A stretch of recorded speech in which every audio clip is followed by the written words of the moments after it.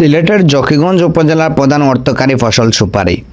এ সুপারি সিলেটের গণ্ডি পেরিয়ে দেশের বিভিন্ন স্থানে বেশ জনপ্রিয় হয়ে উঠেছে। তবে সুপারির এবছর অন্য বছরের তুলনায় অনেক কম উৎপাদন হয়েছে। গত বছরের তুলনায় এবছর অর্ধেক সুপারি আসে নাই।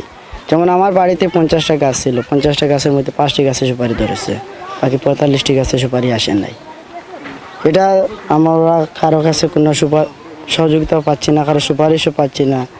ব্যবসায়ীরা জানান, বিভিন্ন জেলায় জকিগঞ্জের সুপারির চাহিদা থাকায় সুপারি নিয়ে অন্যত্র যেতে হয়, আর এতে রয়েছে বেশ প্রতিবন্ধকতা। উত্তরবঙ্গ রংপুর অঞ্চলে দেওয়ার কারণে সুপারির মানে দাম একটু বেশিও। আর সুপারি উত্তরবঙ্গ না গেলে দাম কমই দিব। আর উত্তরবঙ্গ দেওয়াত আমরা হয়তো আইনশৃঙ্খলা রক্ষাকারী বাহিনী মানে অনেক সময় মানে অনেক হয়রানি করে ব্যবসায়ী। এই হয়রানিটা না করার লাগে আমরা প্রশাসনের দৃষ্টি আকর্ষণ করি। জকিগঞ্জ উপজেলা কৃষি কর্মকর্তা আব্দুল মুমিন সুপারির উৎপাদন নিয়ে বলেন, কৃষকরা কোনো ধরনের সার প্রয়োগ করে না, যার ফলে দিন দিন ফলন কমে যাচ্ছে। আমাদের জকিগঞ্জের কিছু ঐতিহ্য আছে, এর মধ্যে সুপারি একটা ঐতিহ্যবাহী আমাদের ফসল।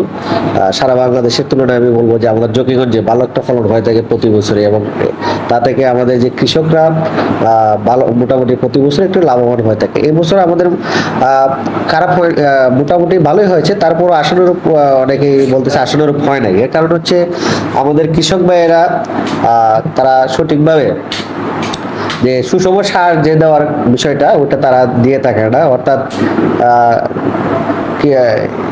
সুপারি গাছের শিকড়ের আশেপাশে তারা কোনো ধরনের সার প্রয়োগ করে দেখে না, যে কারণে ফলনটা একটু কম হয়। তো আমরা আমাদের যারা মাঠে যারা আছে উপসহকারী কৃষি অফিসার এবং আমাদের উপজেলা কৃষি অফিস থেকে সার্বক্ষণিক কৃষকদেরকে সহযোগিতা করে আসা হচ্ছে, এবং তাদেরকে সুষম সার যাতে প্রয়োগ করে এই বিষয়ে তাদেরকে নির্দেশনা দেওয়া হচ্ছে। আশা করি এটা আগামী বছর ইনশাআল্লাহ ভালো একটা ফলন পাবে, এবং এই বছরে যে ফলনটা হয়েছে এটা ভালো একটা মূল্য পাবে।